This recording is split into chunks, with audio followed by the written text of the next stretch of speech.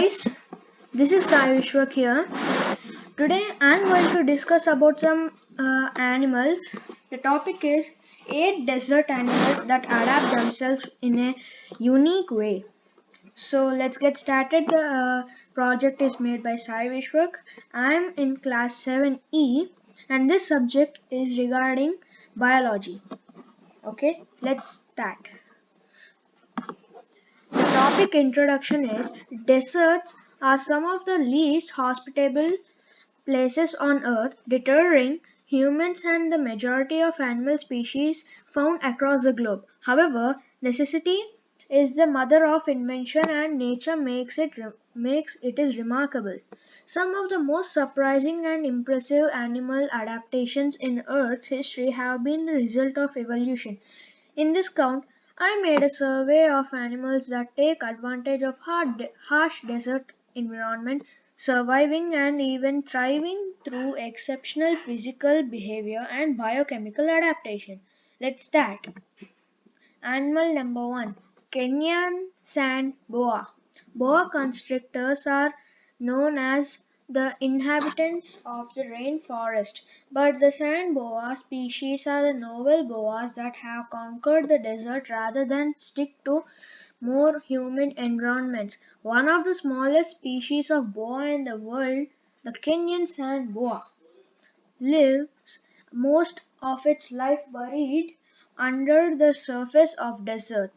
Sands are literally living under a rock in the cool of the morning and evening when the harsh desert sunshine fades. The Kenyan sand boa emerges from its lair to track, subdue, suffocate, and finally consume its prey whole. It is the sand dwelling lifestyle of species that has given rise to some remarkable behavioral adaptations relating to mating and feeding as the snake interacts with its desert environment. The eyes and nostrils of the Kenyan sand boa are positioned on a head in a manner that limits intrusion of debris into these sensitive areas, able to live beyond 1 year without food. This species uses the sand to its advantage while hunting in two ways. Okay, Kenyan sand boa is done. Our next animal, sandfish. Not actually a fish, but a lizard. The sandfish is a distinctive species of skink native to desert environments of North Africa and Southwest Asia, measuring 15 centimeters, which is 6 inches long, with a tan color that assists the lizard in blending in with the desert.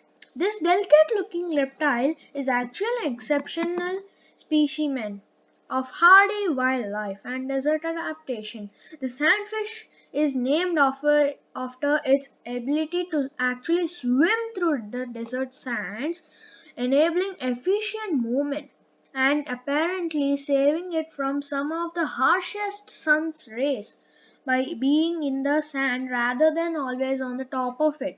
Able to travel under the sand at considerable speed, sandfishes move their legs in a manner comparable to a human swimmer's crawl stroke as they maneuver and propel themselves along among the grains.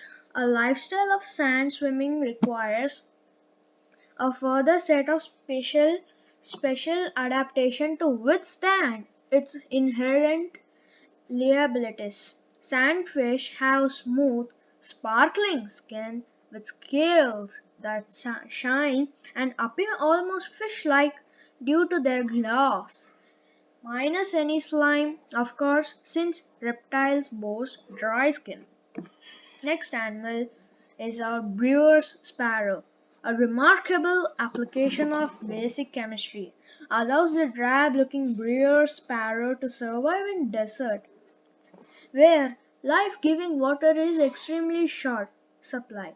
Birds typically obtain the majority of their water through soft, wet plant foods, water sipped through the bill from leaves and streams, or the blood and tissue of animal prey. For much of the year, the desert dwelling brewer sparrow of North America does not have many luxuries or options when it comes to the water sources. This bird feeds largely on seeds, which are exceedingly poor in water content but contain carbohydrates when broken apart. Carbohydrates reduce to carbon, hydrogen, and oxygen. When the latter two elements are broken away from carbon and reunited, dihydrogen monoxide H2O or water results. Such metabolic water, as the byproducts are known to scientists, is produced by all animals, even humans. The brewer's sparrow cannot survive entirely on metabolic water, but its ability to derive in a significant amount of metabolic water is a tremendous asset in challenging drought conditions. Okay, brewer sparrow is done. Our next animal is sand cat. This sand cat looks like a normal cat, but it has many features. So let's see. Tiny, sandy, and feline to the fullest possible extent. The sand cat resembles a house cat and stands out as the only species of cat that can be correctly classified as a true desert dweller. The sand cat, Felis margarita, is a native to North Africa, Southwest Asia, and Central Asia. At 24 to 30 centimeters, 9 to 12 inches tall, the sand cat weighs 1 to 3 kilograms, which is 3 to 7 pounds, and comes with a perfect suit of adaptation that makes this animal uniquely capable of handling the challenges of desert life. Sandcats boast special padded paws covered with their long, tough hairs that protect the cat's feet from hot sand and also help to support their weight among the shifting grains, preventing the cats from sinking.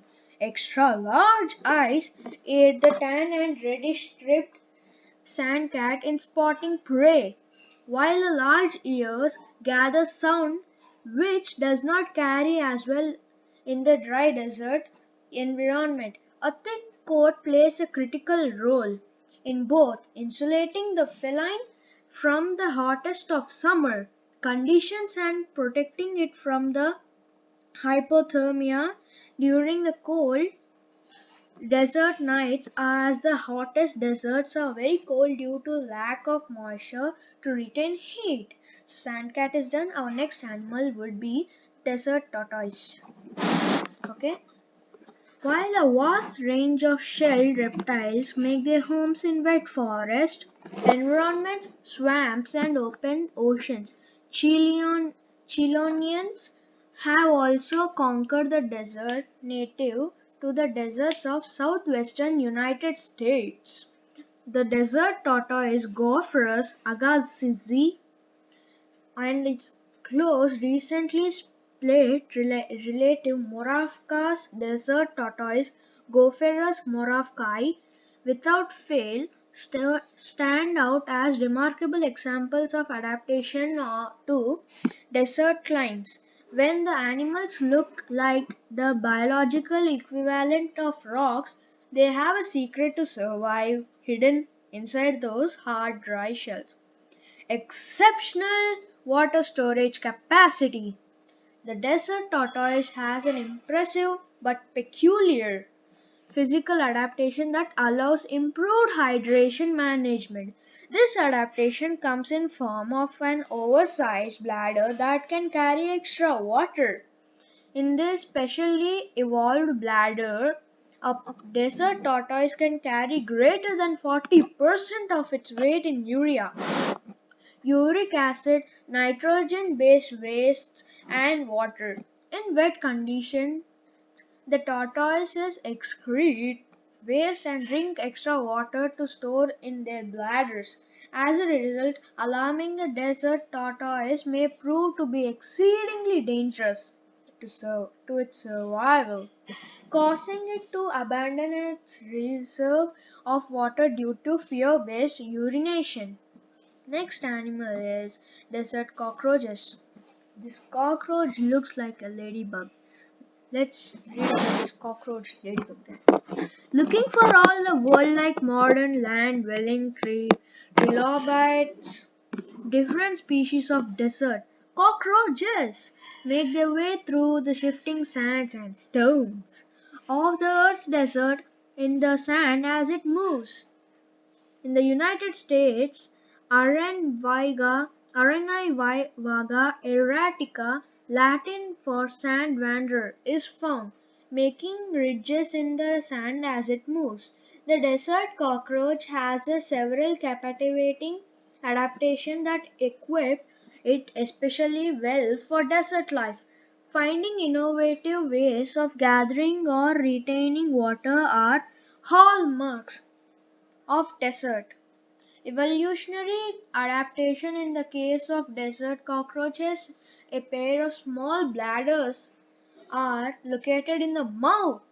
These function by condensing available water from moisture in the air and then conveying it back into the cockroach. Barring any blockage, these bladders will function and deliver moisture to the cockroach. It is the nocturnal female that looks so close to a trilobite, being wingless and spending time in burrows during the day to avoid light. In contrast to the diurnal, winged males look more like normal cockroaches and are attached to the sources of light. Desert cockroaches are done. Our next animal is remarkable cactus birds. Forests with their vegetation and generally higher levels of moisture create the structural diversity and ecological niche types required by an impressive array of birds that use trees in every imaginable way. Deserts might seem completely opposite to the conditions in which forest birds thrive, but remarkably, the relatively waterless desert supports an ecological equivalent structure in the form of giant saguaro cacti that host several equivalent birds. Gila woodpeckers drill into the forest tree-like trunks of cacti, sheltering and nesting in the space. In turn, tiny owls, known as elf owls, live in the nest in the cavities in the tree-like trunks and holes of any giant cacti. All in all, we see the makings of vertebral cacti supported forest ecosystem right in the desert. If that were not enough, many small songbirds perch and nest among the cacti stands. If the largest and most impressive North American wren, the cactus wren, specializes in life among the cacti, even feeding on the fruit in contrast to smaller, almost exclusively arthropod eating shrub, marsh and woodland wrens. Remarkable cactus birds are done. Our next animal, the last animal, is skin drinking desert animals. This name of the animal looks very different. Let's learn about this animal then. Scientific research has shown that another exceptionally ingenious and biologically advanced methods of gathering water for internal rehydration has emerged among certain lizards. Through examination of Australian thorny devil and Texas horn lizard skin and scale structure, a bizarre physiological adaptation has been discovered. The skin of the lizards prevents water loss and also assists in precision water gathering has developed through the process termed cut, continuous water acquisition. This, this title sounds a little different. Let's continue. As described in the case of the Australian thorny devil, these lizards of use miniature tube-like channels the mouth of the lizard to absorb and then directly water from the point of contact cumulatively toward the mouth of the lizard. Upon reaching the slightly intended corners of the adaptation, the lizards are able to gather and then concentrate the water gleaned from rainfall, damp sand, and pools of water encountered on occasion. So, this is it for today's video. Thank you for watching. Please also like, share and subscribe to our channel for many more videos like this, even tech and devotional and many more. Thank you. If you learned something from this video, please also watch our other videos for devotional and tech. Bye bye. Wait for our next video, which will be even more interesting and good. Bye bye. Thank you. Have a nice day.